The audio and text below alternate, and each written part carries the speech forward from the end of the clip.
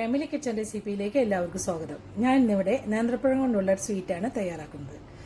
അതിന് വേണ്ട ഇൻഗ്രീഡിയൻസ് എന്തൊക്കെയാണെന്ന് നോക്കാം. ആദ്യം തന്നെ അതിൻ്റെ പേര്, സ്വീറ്റ് ഐറ്റംസിൻ്റെ പേരാണ് ഉന്നക്കായ. അപ്പോൾ അതിന് എന്തൊക്കെയാണ് വേണ്ടതെന്ന് നോക്കാം. നേന്ത്രപ്പഴം വേണം, തേങ്ങ വേണം, പഞ്ചസാര, റവ, മുന്തിരി, കുറച്ചുപ്പ്, നെയ്യ് വേണം. ഇത് ഫ്രൈ ചെയ്യാനായിട്ട് വെളിച്ചെണ്ണ അല്ലെങ്കിൽ ഏതെങ്കിലും വെജിറ്റബിൾ ഓയിൽ നമുക്ക് എടുക്കാം. അണ്ടിപ്പരിപ്പ് വേണം, ഏലക്കായ വേണം. ഇത്രയും ഇൻഗ്രീഡിയൻസ് ആണ് നമുക്ക് ആവശ്യമുള്ളത്. അപ്പോൾ നമുക്കിത് എങ്ങനെയാണ് തയ്യാറാക്കുന്നത് നോക്കാം. ഇവിടെ ഞാൻ 2 നേന്ത്രപ്പഴമാണ് എടുത്തിട്ടുള്ളത്. അപ്പോൾ അധികം പഴുക്കാത്ത പഴമാണിത്. തൊലി കറുത്തിട്ടേ ഉള്ളൂ, അധികം പഴുത്തിട്ടില്ല. അതേസമയം നല്ല പച്ചയല്ല. അപ്പോൾ ഈ ഒരു പരുവത്തിൽ വേണം നമ്മൾ പഴം എടുക്കാനായിട്ട്. അതല്ലെങ്കിൽ പുഴുങ്ങിയെടുക്കുമ്പോൾ അതിൽ കൂടുതൽ പഴുത്തു പോവുകയാണെങ്കിൽ ഒരുപാട് വെളിച്ചെണ്ണ അല്ലെങ്കിൽ ഓയിൽ പിടിക്കുകയും ചെയ്യും. അതുമാത്രമല്ല, ചില പഴം നമ്മൾ പുഴുങ്ങിയെടുക്കുമ്പോൾ അതിൽ ഇങ്ങനെ ശരിക്കൊരു 100 കുറവുള്ള പഴം പോലെ നമുക്ക് തോന്നും. അപ്പോൾ അത് നമുക്ക് പഴം നമ്മൾ ശ്രദ്ധിച്ച് ഈ ഉന്നക്കായ ഉണ്ടാക്കുമ്പോൾ ശ്രദ്ധിച്ചെടുക്കണം. പിന്നെ നമുക്ക് ഈ അണ്ടിപ്പരിപ്പ് വേണം. ഇത് ചെറിയ കഷ്ണങ്ങളായിട്ട് കട്ട് ചെയ്യണം. ഏലക്കായ നമുക്ക് പൊടിച്ചെടുക്കണം. ഇത്രയും കാര്യങ്ങളാണ് നമുക്ക് ഇതാദ്യം ചെയ്യേണ്ടത്. പിന്നെ നമുക്കിത് പഴം ഞാൻ പല വിധത്തിൽ ഇത് പുഴുങ്ങാം. ആവിയിൽ വെച്ചിട്ട് നമുക്ക് പുഴുങ്ങിയെടുക്കാം, മൈക്രോവേവിൽ വെച്ചെടുക്കാം. അതല്ലെങ്കിൽ സാധാരണ നമുക്ക് കുറച്ച് വെള്ളത്തിലിട്ടിട്ട് ഇത് പുഴുങ്ങിയെടുക്കാം. ഞാനിവിടെ കുറച്ച് വെള്ളത്തിലാണ് ഇത് പുഴുങ്ങിയെടുക്കുന്നത്. അതല്ലെങ്കിൽ നമുക്ക് പുട്ടുംകുടത്തിൽ നമുക്ക് ആവി കയറ്റിയെടുക്കാം. അതൊക്കെ എങ്ങനെ വേണമെങ്കിലും എടുക്കാം. വെള്ളത്തിൽ വെച്ച് പുഴുങ്ങുമ്പോൾ അധികം വെള്ളം ഒഴിക്കാതെ ഒരുപാട് നേരം വെക്കാതെ ശ്രദ്ധിച്ച് വേണം നമുക്കിത് പുഴുങ്ങിയെടുക്കാനായിട്ട്. അപ്പോൾ നമുക്കിതൊരു പാത്രത്തിലോട്ടിട്ട് ഇത് പുഴുങ്ങിയെടുക്കാം. പഴം ഇങ്ങനെ പുഴുങ്ങുമ്പോൾ ശ്രദ്ധിക്കണം. ആദ്യം തന്നെ നമ്മൾ പഴം ഒന്ന് നന്നായി കഴുകിയെടുക്കണം. തൊലിയോട് കൂടി പുഴുങ്ങുകയാണെങ്കിൽ അത് ശ്രദ്ധിക്കണം. അപ്പോൾ അത് നന്നായി കഴുകി വെച്ചിട്ടുള്ള പഴമാണ്. അത് നമുക്ക് 2ആയിട്ട് കട്ട് ചെയ്തിടാം.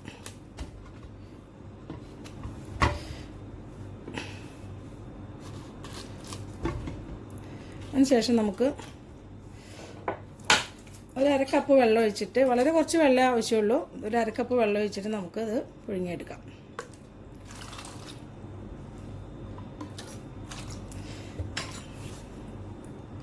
അപ്പോൾ നമുക്കിത് അടുപ്പത്തോട്ട് വയ്ക്കാം. പാത്രം ഞാൻ സ്റ്റൗവിലോട്ട് വെച്ചിട്ടുണ്ട്. ഇത് നമുക്ക് മൂടി വെച്ചിട്ട് ഇത് വേവിച്ചെടുക്കാം. അപ്പോൾ ഞാനിവിടെ ഒരു 10 മിനിറ്റായി ഒരു മീഡിയം ഫ്ലെയിമിൽ ഇവിടെ പഴം പുഴുങ്ങാൻ തുടങ്ങിയിട്ട്. അപ്പോൾ ഇത് വെള്ളമൊക്കെ കുറച്ചൊക്കെ വറ്റി പഴം നന്നായി വെന്തിട്ടുണ്ട്. കണ്ടോ, അപ്പോൾ പഴമൊക്കെ പുറത്തോട്ട് വന്നിട്ടുണ്ട്. അപ്പോൾ നമുക്കിത് സ്റ്റൗ ഓഫ് ചെയ്യാം. അതിനുശേഷം ഒന്ന് ചൂടാറിയതിന് ശേഷം നമുക്കിത് നന്നായി ഉടച്ചെടുക്കാം. ഇവിടെ ഒരു പാത്രം ഞാൻ സ്റ്റൗവിൽ വെച്ചിട്ട് ഇത് ഓൺ ചെയ്തിട്ടുണ്ട്. നമുക്കിതിലോട്ട് 2 ടേബിൾ സ്പൂൺ നെയ്യ് ഒഴിച്ചു കൊടുക്കാം.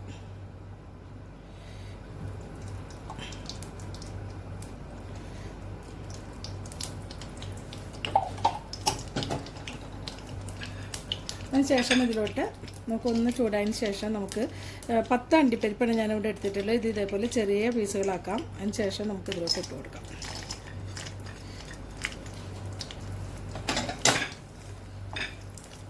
ഇതൊന്ന് ചെറുതായിട്ടൊന്ന് മൂത്ത് വരുമ്പോൾ നമുക്ക് ഇതിലോട്ട് മുന്തിരി ഇട്ട് കൊടുക്കാം. മുന്തിരി ഞാനിവിടെ ഒരു ചെറിയ ഒരു ടേബിൾ സ്പൂണാണ് എടുത്തിട്ടുള്ളത്. ഇത് അളവ് വേണമെങ്കിൽ നിങ്ങൾക്ക് കൂടുതൽ വേണമെങ്കിൽ കൂടുതൽ ഇടാം. ഇതൊക്കെ നമ്മുടെ ഇഷ്ടമാണ്, കൂടുതൽ കുറവ് വേണ്ടെന്നുള്ളത്.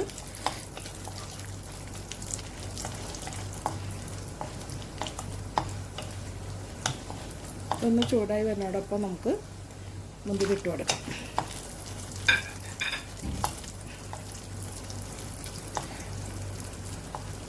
മുന്തിരി ഒന്ന് ചൂടായി ഒന്ന് പൊങ്ങി വരുമ്പോൾ നമുക്ക് തേങ്ങ ഇട്ട് കൊടുക്കാം. ഇതെല്ലാം നന്നായി മൂത്തിട്ടുണ്ട്. നമുക്കിതിലോട്ട് 1 കപ്പ് തേങ്ങയാണ് ഞാനിവിടെ എടുത്തിട്ടുള്ളത്. നമുക്കിതിലോട്ട് ചേർത്ത് കൊടുക്കാം. തീ ഒന്ന് കുറച്ച് കൊടുക്കാം നമുക്ക്. ഇതിനോടൊപ്പം തന്നെ നമുക്ക് പഞ്ചസാര ചേർത്ത് കൊടുക്കാം. പഞ്ചസാര ഞാനിവിടെ ഒരു 5 ടേബിൾ സ്പൂണോളം ഇട്ട് കൊടുക്കാം. ഇത്ര മധുരം വേണ്ടെന്നുള്ളവർക്ക് കുറച്ച് കുറവ് ഇട്ട് കൊടുത്താൽ മതി.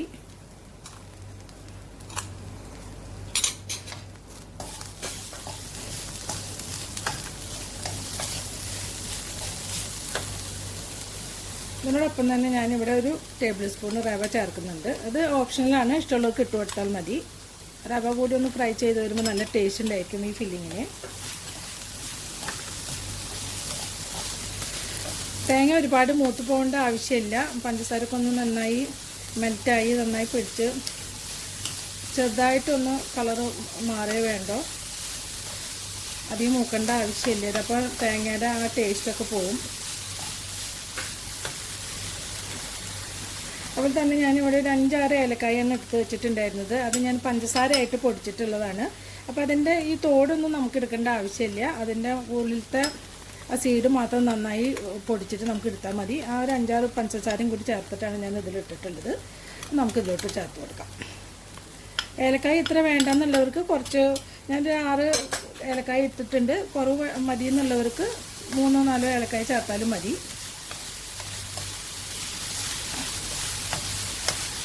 റവ കൂടി ഇതിനോടൊപ്പം ഒന്ന് ചേർന്ന് ഒന്ന് ഫ്രൈ ആയി വരണം.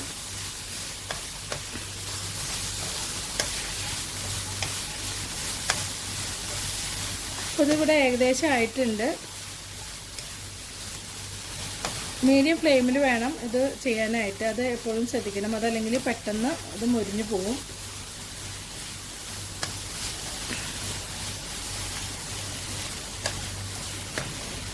ഇനി ഇതിലോട്ട് നമുക്കൊരു നുള്ളുപ്പ് ചേർത്ത് കൊടുക്കാം. ഒരുപാടൊന്നും വേണ്ട, ഒരു വളരെ ചെറിയ ഒരു നുള്ളുപ്പ്. ഈ മധുരം ഒന്ന് ബാലൻസ് ചെയ്യാനായിട്ടാണ്. ഒരുപാട് കൂടുതൽ ഇടരുത്. ഇത് ഇട്ടില്ലെങ്കിലും കുഴപ്പമൊന്നുമില്ല. ഒരു നുള്ളെന്ന് വെച്ചാൽ വളരെ കുറച്ച് ഞാൻ എടുക്കുന്നുള്ളൂ. പിന്നെ ഉപ്പിൻ്റെ ടേസ്റ്റ് മുന്നിട്ട് നിൽക്കരുത്. വളരെ കുറച്ച്, ഒരു നുള്ളു പോലും മുഴുവനായിട്ട് എടുത്തിട്ടില്ല. വളരെ കുറച്ച് ഉപ്പ് ഞാൻ ഇതിൽ ചേർത്തിട്ടുള്ളൂ. നന്നായി മിക്സ് ചെയ്തതിന് ശേഷം നമുക്കിത് ഓഫ് ചെയ്യാം. നേന്ത്രപ്പഴം ഇവിടെ ഞാൻ തൊലിയൊക്കെ കളഞ്ഞു വെച്ചിട്ടുണ്ട്. അത് കുറച്ച് ചൂടാറിയിട്ടുണ്ട്. അപ്പം നമുക്കിനി ഇതിൻ്റെ ഉള്ളിലത്തെ ഈ അരിഭാഗം നമുക്ക് കളഞ്ഞെടുക്കണം. അപ്പോൾ ഇതുപോലെ നടുഭാഗം ഒന്ന് കട്ട് ചെയ്തതിന് ശേഷം, ചില നേന്ത്രപ്പഴത്തിന് അധികം അരി ഉണ്ടാവില്ല, അതിന് നന്നായിട്ട് അരിഭാഗം ഉണ്ട്. അപ്പോൾ ഈ ഭാഗം നമ്മളൊരു കത്തി വെച്ചിട്ട്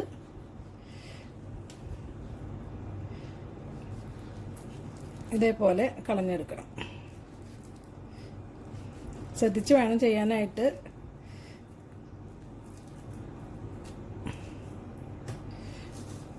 അതേപോലെ തന്നെ ഈ ഭാഗവും നമുക്കിത് ഒന്ന് ചൂടാറിയതിന് ശേഷം മാത്രമേ നമുക്കിത് പിടിക്കാൻ പറ്റുള്ളൂ.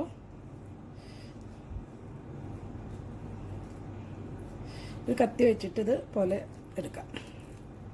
മുഴുവൻ തരി പോരണമെന്നില്ല, കുറച്ചൊക്കെ പോന്നാലും മതി. ചിലപ്പോൾ കുറച്ചൊക്കെ കറുത്ത ഭാഗം നമുക്കുണ്ടാവും, അതൊന്നും സാരമില്ല. ഇതേപോലെ നമുക്ക് ബാക്കിയുള്ളതിൻ്റെ അരി കളഞ്ഞെടുക്കാം. ഇവിടെ പഴത്തിൻ്റെ അരിയൊക്കെ ഞാൻ ഒരുവിധം കളഞ്ഞിട്ടുണ്ട്. ഇത് ഒരു സ്പൂൺ വെച്ചിട്ടോ അല്ലെങ്കിൽ കൈ കൊണ്ട് തന്നെ നന്നായി ഇത് നമുക്ക് ഉടച്ചെടുക്കാം. നന്നായിട്ട് ഇത് തരി ഇല്ലാതെ നന്നായിട്ട് ഇത് കൈ കൊണ്ട് ഉടച്ചെടുക്കണം. അല്ലെങ്കിൽ വേറെ ഏതെങ്കിലും ഒരു പാത്രം വെച്ചിട്ടോ ഒരു ഗ്ലാസ് വെച്ചിട്ടോ നമുക്കിത് നന്നായിട്ട് ഉടച്ചെടുക്കാം. നേന്ത്രപ്പഴം ഇവിടെ ഞാൻ നന്നായിട്ട് കുഴച്ചെടുത്തിട്ടുണ്ട്, നന്നായി ഉടച്ചെടുത്തിട്ടുണ്ട്.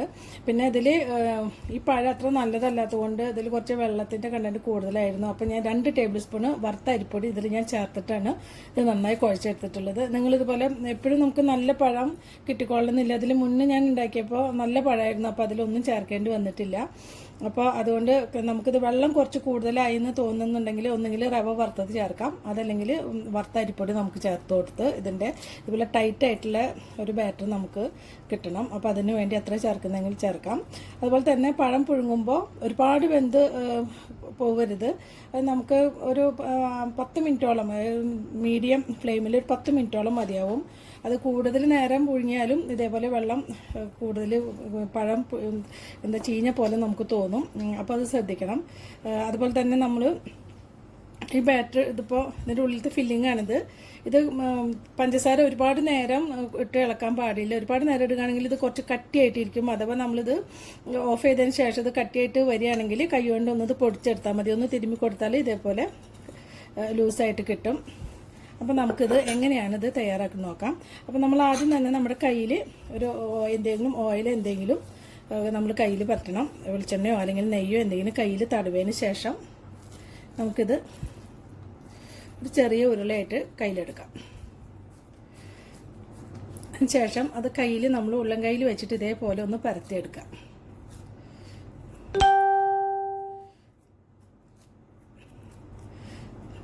ഒന്ന് പരത്തിയെടുത്തതിന് ശേഷം നമ്മളിതിലോട്ട്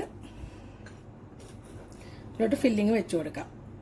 ഒരു ടേബിൾ സ്പൂണൊക്കെ മതിയാവും. കുറച്ച് കൂടുതൽ എടുക്കുകയാണെങ്കിൽ നമുക്ക് ഇതിനേക്കാൾ കൂടുതൽ നമുക്ക് ചേർത്ത് കൊടുക്കാൻ പറ്റും.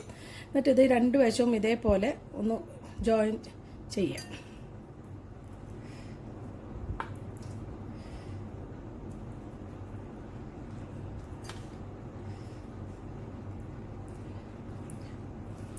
നമുക്കിത് ഫില്ലിങ് ഇവിടെ അടഞ്ഞിട്ടില്ലെങ്കിൽ കുറച്ചും കൂടി ഇവിടെ വെച്ച് കൊടുക്കാം.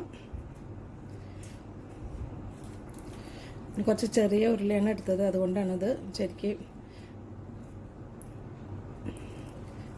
അടച്ച് വയ്ക്കാൻ പറ്റാതിരുന്നത്. നമുക്ക് ചെറുതായിട്ട് കൈ കൊണ്ട് ഇതുപോലെ ഒന്ന് ഉരുട്ടി കൊടുക്കാം. അപ്പോൾ ഈ ഫില്ലിങ് പുറത്ത് കാണാൻ പാടില്ല. ഇതേപോലെ നമുക്ക് കൈനടിയിൽ വെച്ചിട്ട് രണ്ട് വശം ഈ ഒരു ഷേപ്പാണ് ഉന്നക്കായയുടെ. അപ്പോൾ നമുക്ക് ബാക്കിയുള്ളതും കൂടി ഇതേപോലെ ഉണ്ടാക്കിയെടുക്കാം. ഇവിടെ ഉന്നക്കായ ഞാൻ റെഡിയാക്കി വെച്ചിട്ടുണ്ട്. ഇവിടെ 3 എനിക്ക് തികഞ്ഞുള്ളൂ. കാരണം ഞാനെടുത്ത പഴത്തിൻ്റെ ഉള്ളിൽ അരി നല്ലോണം ഉണ്ടായിരുന്നു. അപ്പോൾ അത് കളഞ്ഞപ്പോൾ അതിൻ്റെ ക്വാണ്ടിറ്റി കുറഞ്ഞു പോയി. അപ്പോൾ ഈ ഫില്ലിങ്സ് ആണെങ്കിൽ നമുക്ക് കുറച്ച് കൂടുതലുണ്ട്. അപ്പോൾ നിങ്ങളൊക്കെ ഇത് 3 ഒരു ഫാമിലി ഇപ്പോൾ 4 പേരൊക്കെ ആണെങ്കിൽ നമുക്ക് ഈ 2 പഴം ഇതേപോലെ എടുത്തു കഴിഞ്ഞാൽ മതിയാവില്ല. ചെറുതുണ്ടാക്കുകയാണെങ്കിൽ കുഴപ്പമില്ല. ഇത് അത്യാവശ്യം വലിപ്പത്തിലാണ് ഞാനിവിടെ ഉണ്ടാക്കിയിട്ടുള്ളത്. ഫില്ലിങ്സൊക്കെ കുറച്ച് കൂടുതൽ വെച്ചിട്ടുണ്ട്, എന്നാലും കഴിക്കുമ്പോൾ നല്ല ടേസ്റ്റ് ഉണ്ടാവുള്ളൂ. അപ്പോൾ ഒരു 4 പഴം 5 പഴമൊക്കെ എടുക്കുകയാണെങ്കിൽ ഈ ഒരു അളവിലുള്ള ഫില്ലിങ്സിനുള്ള തേങ്ങയും പഞ്ചസാരയും ഒക്കെ എടുത്താൽ മതി. ഇപ്പോൾ 2 എടുത്തിട്ട് ഇതേപോലെ ചെറുതാണെങ്കിൽ നമുക്ക് ഒരു 1/2 കപ്പ് തേങ്ങ, അതേപോലെ തന്നെ പഞ്ചസാര ആണെങ്കിൽ ഒരു 2-3 ടേബിൾ സ്പൂൺ പഞ്ചസാര, പിന്നെ അണ്ടിപ്പരിപ്പ് മുന്തിരിക്കുകയാണെങ്കിൽ കുറച്ച് കൂടുതൽ ഇട്ടാലും ടേസ്റ്റ് ഉണ്ടാവും. അതിപ്പോൾ കൂടുതലായാലും കുറവായാലും കുഴപ്പമൊന്നുമില്ല. നമുക്കിത് ഇനി ഇത് ഫ്രൈ ചെയ്തെടുക്കാം. സ്റ്റവ് ഞാനിവിടെ ഓൺ ചെയ്ത് വെളിച്ചെണ്ണ ഒഴിച്ചു കൊടുത്തിട്ടുണ്ട്. വെളിച്ചെണ്ണയോ അതേ ഏതെങ്കിലും ഓയിൽ നമുക്കിത് ഉണ്ടാക്കിയെടുക്കാവുന്നതേ ഉള്ളൂ. ഇത് ചൂടായി നമുക്ക് നോക്കാം. അപ്പോൾ ഇത് ചൂടായി വന്നിട്ടുണ്ട്. അപ്പോൾ ഈ സമയത്ത് നമ്മൾ തീ അധികം കൂട്ടി കൊടുക്കരുത്, കുറച്ചിട്ടിട്ട് വേണം ഇത് ഇട്ട് കൊടുക്കാനായിട്ട്.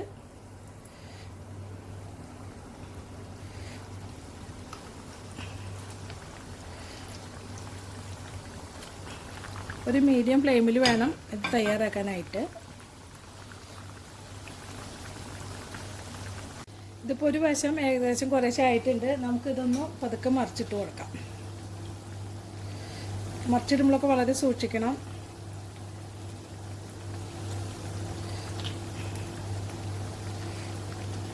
പതുക്കെ വേണം മറിച്ചിട്ട് കൊടുക്കാനായിട്ട്, സൂക്ഷിച്ച് വെട്ടണം. അതല്ലെങ്കിൽ പൊടിഞ്ഞു പോകാൻ സാധ്യതയുണ്ട്.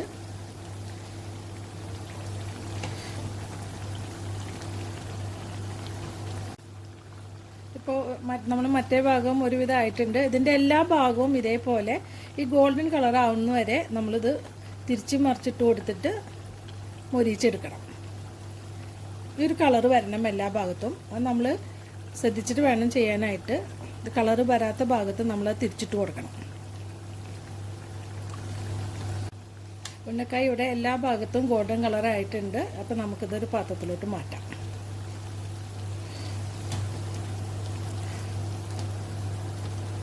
ഉന്നക്കായ ഇവിടെ റെഡിയായി കഴിഞ്ഞു. എല്ലാവരും ഇത് ട്രൈ ചെയ്യണം. ഇവിടെ ഞാൻ 2 നേന്ത്രപ്പഴം വലുത് തന്നെ എടുത്തിട്ട് എനിക്ക് 3 തികഞ്ഞുള്ളൂ. അപ്പോൾ ഇത് അതിൻ്റെ ഓരോ പഴത്തിനനുസരിച്ചിട്ടിരിക്കും. ചിലപ്പോൾ 2 വലുതെടുത്താൽ 4 നമുക്ക് ഉണ്ടാക്കിയെടുക്കാൻ പറ്റും. ഞാൻ അത്യാവശ്യം വലുപ്പത്തിൽ തന്നെയാണ് ഇവിടെ ഉണ്ടാക്കിയിട്ടുള്ളത്. കാരണം ഉള്ളിൽ ഫില്ലിങ്സ് ഇത്തിരി വെച്ചാലേ ഇത് കഴിക്കുമ്പോൾ ടേസ്റ്റ് ഉണ്ടാവുള്ളൂ. ഇത് വളരെ ചെറിയ ഉന്നക്കായ ഉണ്ടാക്കുകയാണെങ്കിൽ നമുക്ക് ഫില്ലിങ്സ് വളരെ കുറച്ച് ഇടാൻ പറ്റുള്ളൂ. അപ്പോൾ അതുകൊണ്ട് തന്നെ ഇത് ടേസ്റ്റും കുറവായിരിക്കും. അപ്പോൾ കുറച്ച് വലുപ്പത്തിലുള്ള ഉരുളെടുത്തിട്ട് പരത്തിയിട്ട് ഫില്ലിങ്സ് ഒരു 1-2 ടേബിൾ സ്പൂണും ഇട്ടാലേ ശരിക്കും ഇതിൻ്റെ ടേസ്റ്റ് അറിയുള്ളൂ. അപ്പോൾ അതുകൊണ്ട് തന്നെ ഞാൻ കുറച്ച് വലിപ്പത്തിലാണ് ഇവിടെ ഉണ്ടാക്കിയിട്ടുള്ളത്. അപ്പോൾ എല്ലാവരും ഇത് ട്രൈ ചെയ്ത് നോക്കണം. പിന്നെ ഒരു 5-6 പേരൊക്കെ ഉണ്ടെങ്കിൽ വീട്ടിലുണ്ടെങ്കിൽ ഒരു 5 നേന്ത്രപ്പഴം എടുത്താലേ ശരിക്കും ഒരു 5-6 നമുക്കിത് ഉണ്ടാക്കിയെടുക്കാൻ പറ്റുള്ളൂ. അപ്പോൾ അത് ഞങ്ങൾ എടുക്കുമ്പോൾ ശ്രദ്ധിക്കണം. നമുക്ക് ഫില്ലിങ്സ് കുറച്ച് അധികം വന്നിട്ടുണ്ട്. അപ്പോൾ എല്ലാവരും ഇത് ട്രൈ ചെയ്ത് നോക്കണം. പിന്നെ എൻ്റെ യൂട്യൂബ് ചാനൽ സബ്സ്ക്രൈബ് ചെയ്യാൻ മറക്കരുത്. അടുത്ത നല്ലൊരു വീഡിയോ ആയിട്ട് എത്തുന്നവരെ താങ്ക് യു.